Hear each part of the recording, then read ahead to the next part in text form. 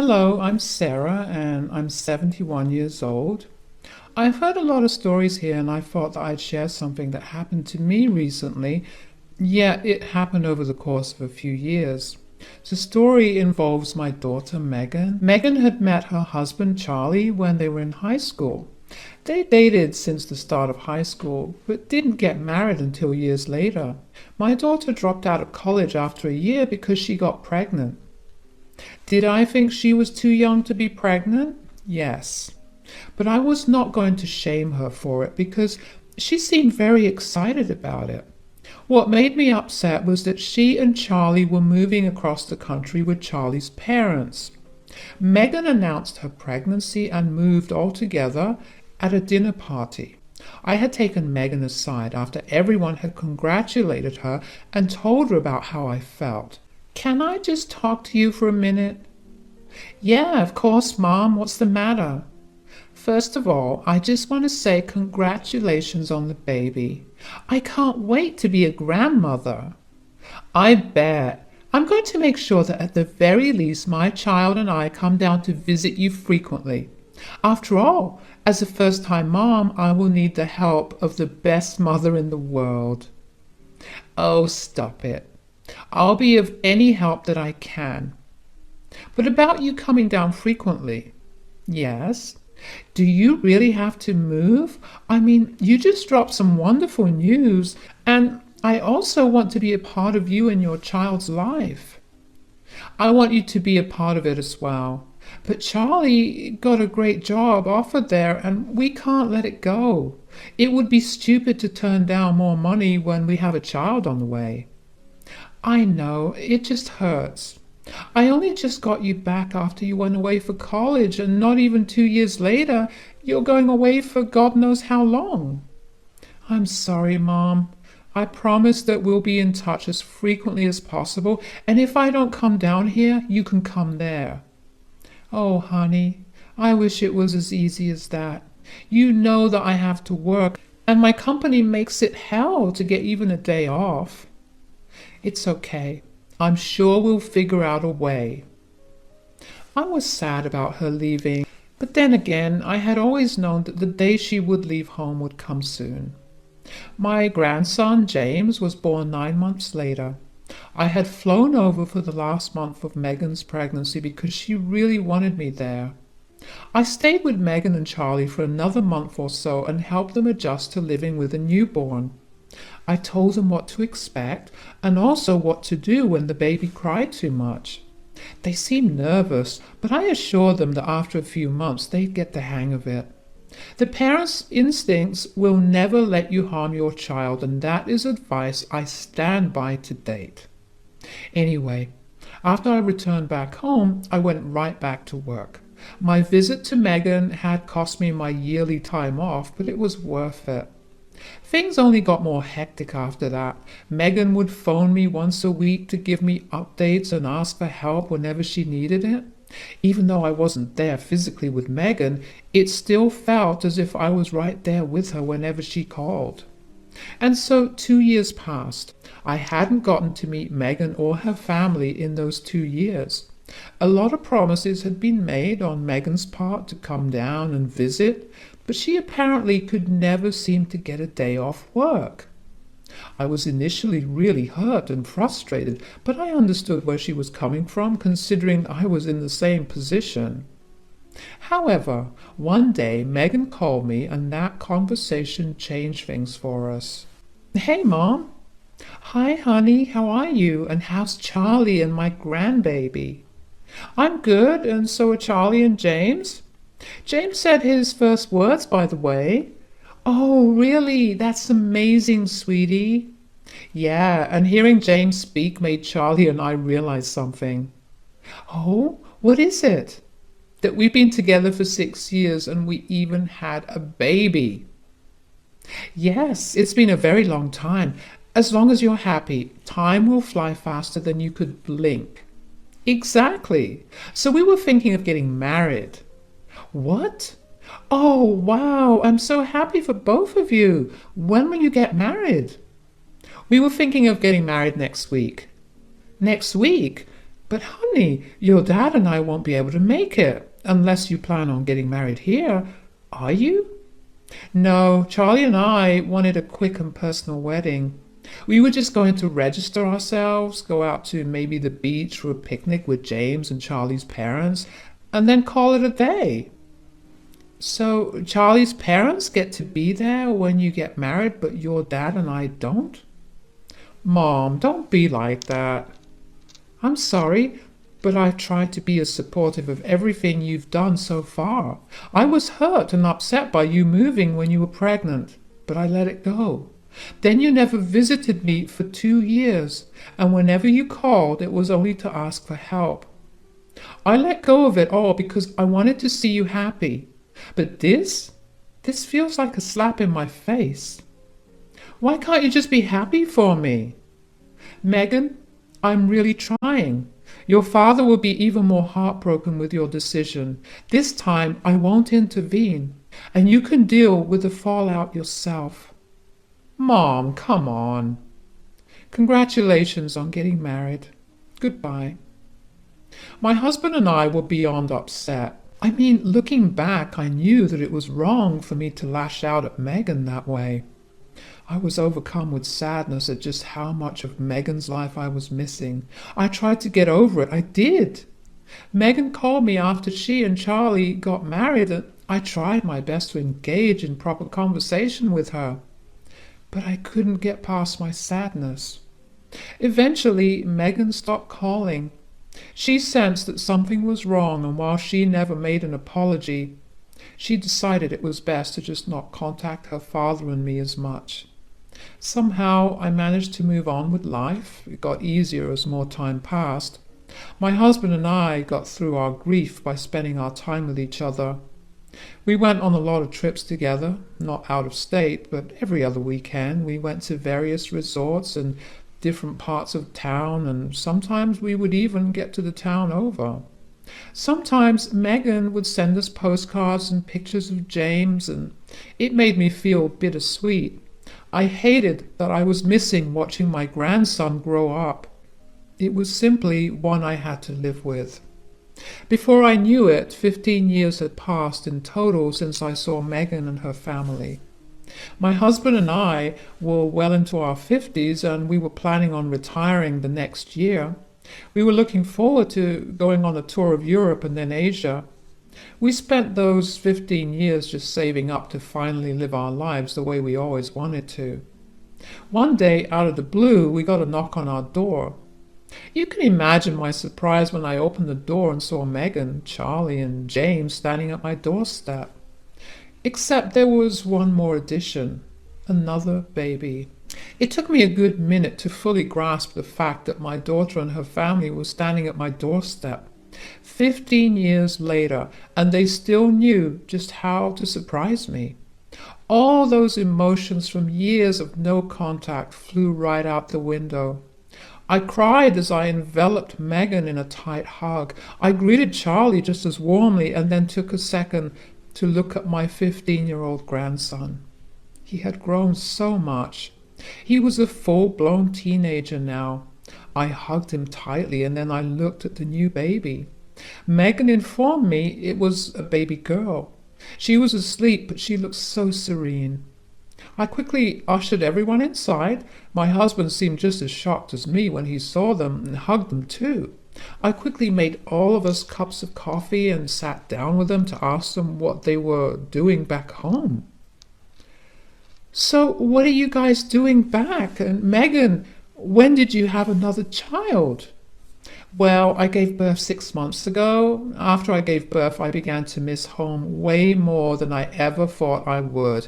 I guess giving birth reminds me of what things were like 15 years ago. Speaking of which, we really are sorry for not keeping in touch. No, we should have also tried to keep in touch. Our egos got in the way of us enjoying family time, even if it was over call. But Mom, so much has happened since we last spoke. I'm sure it did. I mean, you had another child. What's her name? We've named her Sienna. Do you want to hold her? Yes, of course. Oh, isn't she a doll? Oh, what is this? She has blonde hair. I know, we were surprised too. Does Charlie have blonde genes in his family?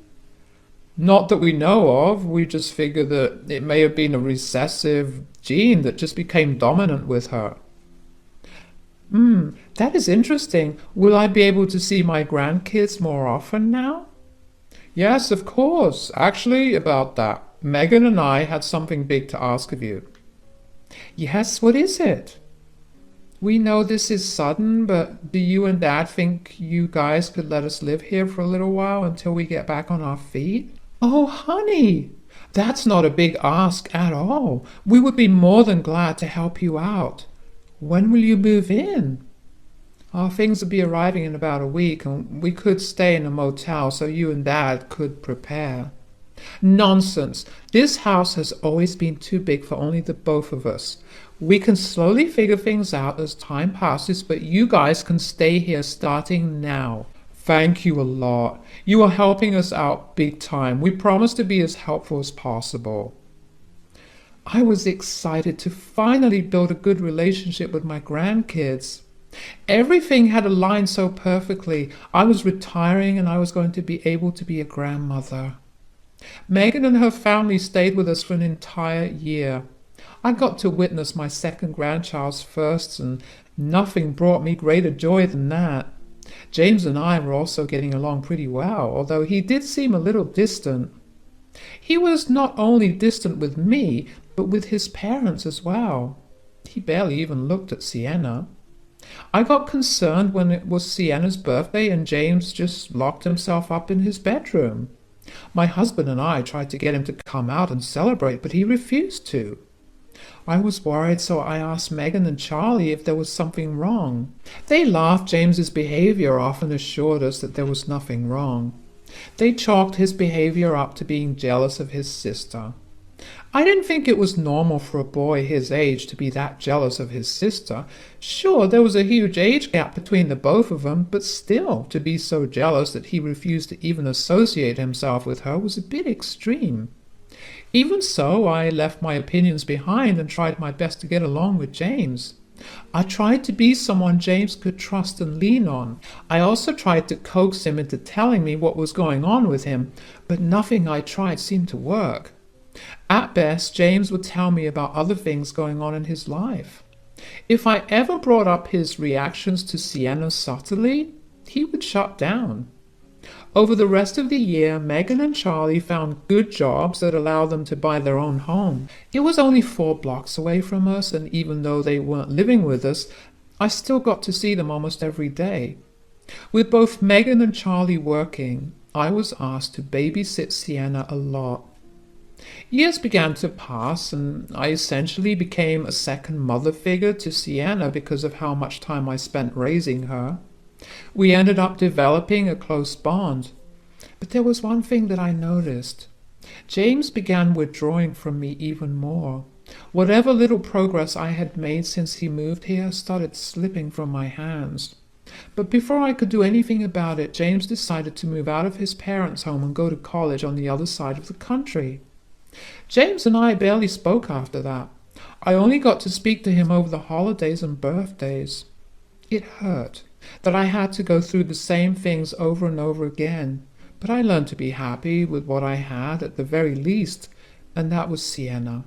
Sienna grew into a very pretty and able girl, although as she grew older there were a lot more distinct and different features showing up in her.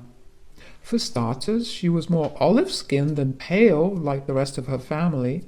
Her facial structure was different, and she had very curly hair, a trait that no one on either side of her family had.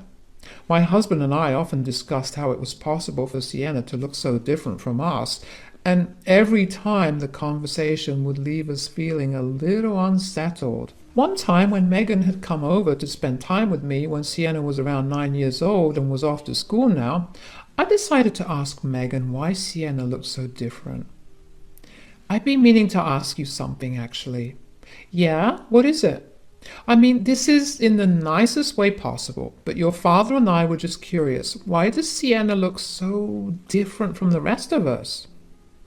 What are you trying to imply here? Are you trying to ask me if I cheated?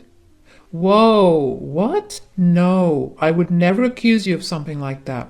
Your father and I have been talking about it a little, and we couldn't help but notice that Sienna has a lot of different features. Yes, she has a lot of different features, but she is still our daughter. I gave birth to her. Yes, honey, I don't doubt that one bit. I'm only wondering about why the difference exists. I love Sienna just the way she is, with all my heart and soul. What do you want me to do? Do you want me to pull up her birth certificate, or do you want me to introduce you to the nurses and the doctor who helped deliver Sienna? Honey, you're lashing out. I was only asking because I came across this DNA test that tells you about your entire ancestry. Maybe we could all do it and in the process find out where Sienna gets her genes from. Absolutely not. That feels like a setup. A setup? What exactly would I need to set you up for?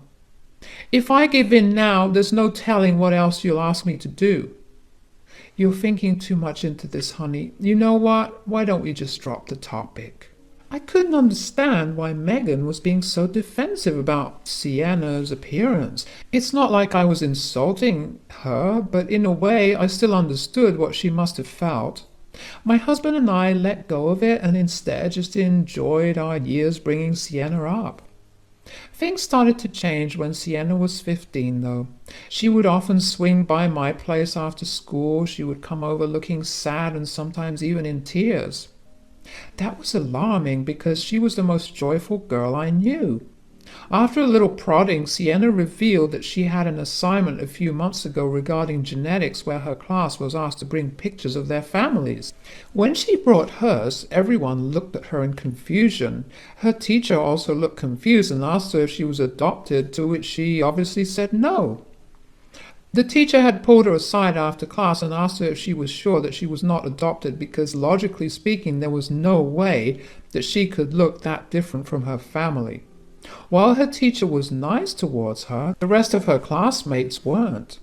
Word of her starkly different looks got around and kids began making comments. I felt bad for her, I really did, but I reassured her that she was a part of the family no matter how she looked. This went on for a long while before Sienna actually came back home sobbing one day. I can't take it anymore, Grandma, I can't. What happened, sweetie? For some reason, some of the mean girls decided to take over a free period to discuss my different looks. The entire class participated in it, and it was so humiliating. What the hell? That's not right at all. Do you want me to tell your parents to take this up with your school? It won't be of any use. They tell me to just let go of whatever the other kids are saying. I tried asking them for a DNA test, but they always get angry at me for asking. Oh, sweetie, I'm so sorry that you have to go through this. I can try talking to your parents about the DNA test. You know, a few years ago, I tried talking to your mom about it too, but she got angry with me for it. Yeah, Mom and I get into a lot of screaming fights about it. I promise you, if there's any other way for me to help you feel better, I will. Just say the word. Well, I'm turning 16 in 2 weeks. Could you maybe get me those DNA test kits as a gift? Of course, sweetie, although it will have to remain a secret. You can't tell anyone because it can't get back to your parents. Of course. Was it wrong to go against my daughter's wishes? Yes. Was it okay for me to watch my granddaughter struggle and not do anything about it? Absolutely not. So I ordered her the DNA test.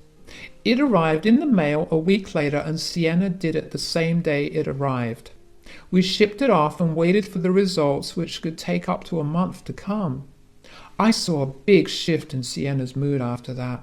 She seemed a lot happier and lighter, like a burden had been lifted off her shoulders. A month flew by quickly and we had the results waiting in my inbox.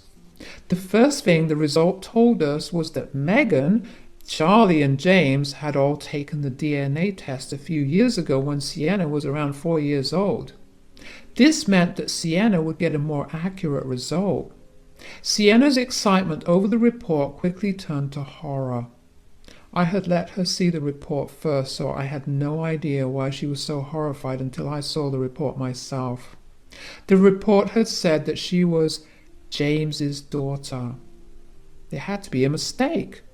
We Googled the accuracy rate of the test and it was pretty high. I felt sick. And Sienna didn't look so good either, so I called up Megan and told her and Charlie to come over as soon as they were done with work. I told her about what Sienna and I had found out, and she was furious. I told her I didn't care about her anger because she owed Sienna an explanation. When Megan and Charlie arrived, they looked frantic. "Mom, why would you do something I explicitly told you not to do behind our backs? Save your anger at me for later. Sienna is a mess. Tell her the truth." "We never wanted to, but Sienna, sweetie, you should know that we love you, and you'll always be our little girl regardless of the technicalities. Please, just tell me." "When your brother was 15, he got a girl pregnant. She wanted nothing to do with the baby, so we took the baby in, and that was you." "So, you guys are my grandparents?" "Technically, yes, but we raised you like..." "So, let me get this straight. You lied to me for my entire life about my relationships with you, and then when I started getting bullied, you got into screaming matches with me instead of just telling me? Do you even know how messed up that is? For years, I've been struggling with this. You knew it, and you still didn't say a word. You don't love me. You just wanted to keep up appearances." "Sienna, don't you dare speak to us that way." "Whatever. I'm moving in with Grandma. I never want to see you guys again." "Sienna, sweetie, please, what else would we have done?" "I think you guys should leave. She's dealing with a lot right now." "This is all your fault." "No, it's yours. You damaged your child's entire perception of herself for years, and now it's catching up. Give her the space she wants. It's the least you can do for her." Megan and Charlie tried their best to get Sienna to come back with them, but she wouldn't budge. They left, but not before yelling all sorts of profanities at me. I asked Sienna what she was going to do from then on because truthfully even I was still reeling from the revelation. Sienna told me that she was being serious about moving in, and I told her that she was always welcome here. Megan and Charlie tried to report me for kidnapping, but Sienna was 16 and was allowed to make her own decisions regarding where she wanted to live, and since she was still living with a relative, there was nothing wrong. I've put Sienna into therapy because of how much she's dealing with, and even though I see no progress right now, I'm sure that she will feel better soon. Megan and Charlie have tried every way possible to get back at me, but I've always told them that if they tried anything on Sienna, I would tell everyone in the family about what they did. True to themselves, they stopped making any more efforts because of the threat of a ruined reputation. Anyway, my husband and I are planning to take Sienna to Spain this summer in the hopes of making her feel better. It's going to be a long and hard road ahead, but I'm sure the journey will be worth it in the end.